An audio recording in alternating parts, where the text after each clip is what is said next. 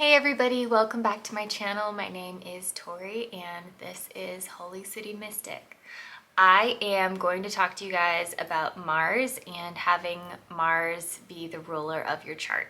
So what I mean by chart rulership, you can look it up honestly. Basically, you have to look at the signs and the planets in your chart and see exactly where they're positioned to see who is the dominant ruler in your chart. I have my sun and ascendant in Scorpio and then my moon in Aries. Now, the ancient rulership of Scorpio is of course Mars. The modern rulership is Mars and Pluto. And then Aries, of course, is Mars and always has been Mars. So I have a shit ton of Mars in my chart. So recently I was asked what it feels like to have Mars so dominant in my chart. And I thought that was a really interesting question and I wanted to talk about it on here because I think I feel differently than most people on the inside. And you know, clearly if Mars is the ruler of your chart, then you probably feel the same as me, but I thought I'd come on here and talk about it. I also have my sun and ascendant squaring Mars in my chart, and the energy of a square is that of Mars. Everything in my chart just screams Mars. Also, some of my deacons, and if you guys don't know what that is, like, please look it up. Actually, no, those are numbers. No. Yeah, those are numbers. Never mind. The deacons, they're little sections of each sign that are broken up into different planetary rulerships. So in Scorpio, you have 3 different deacons.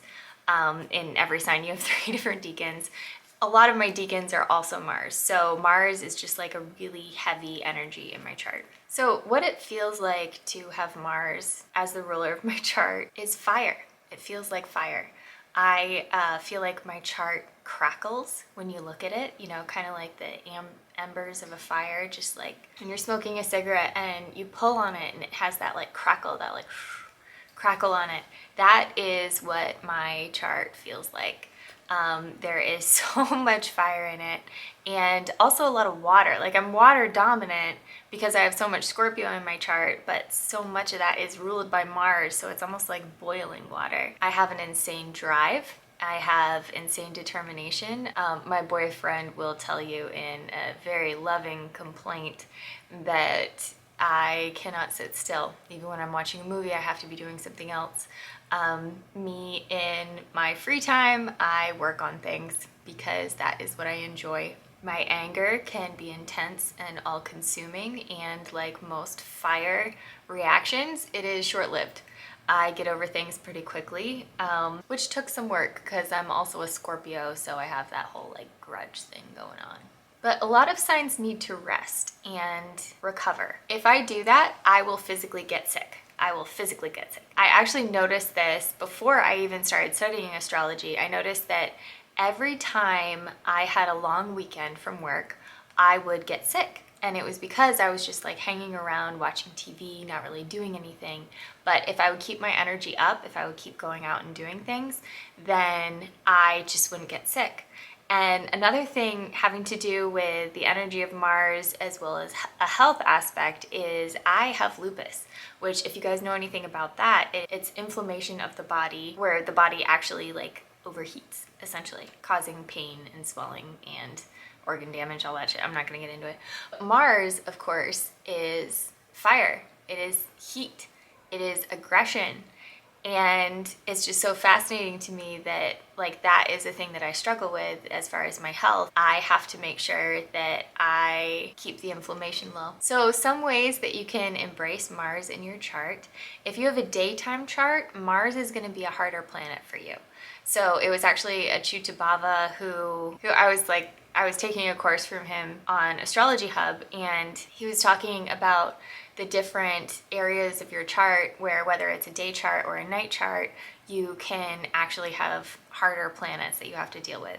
So in a nighttime chart, Saturn's the bitch, but in a daytime chart, Mars is the bitch. So with me, I have a nighttime chart, which just means that when you see the ascendant line, my sun is actually below the ascendant line, indicating I have a night chart. If you have your sun above the ascendant line, then you have a day chart. And if your sun is above the ascendant line, then Mars is going to be the detrimental planet in your chart. Ways that you can embrace that are looking at what Mars gives you. Mars gives you drive and action.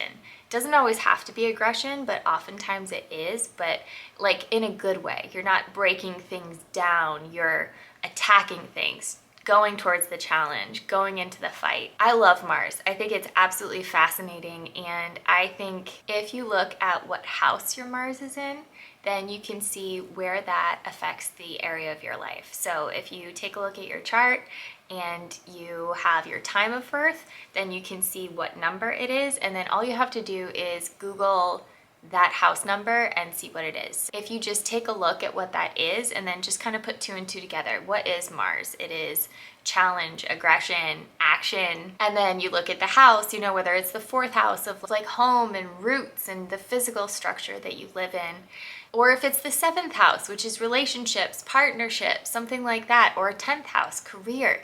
If you have Mars in the 10th house, like you are either literally or metaphorically a soldier. Like you are a fighter, you are a conqueror. That is your career, that is your chosen profession. You could be a lawyer fighting for people. You could also be, you know, a Navy SEAL. But that is something where it just really helps you deepen your appreciation for yourself and embracing all aspects of that, and always look at the gifts that Mars gives you, because even the challenges it gives you are gifts that you wouldn't have gotten otherwise. Okay, well, that was way longer than I thought it was going to be, so I'm going to catch you guys later. Thank you so much for watching.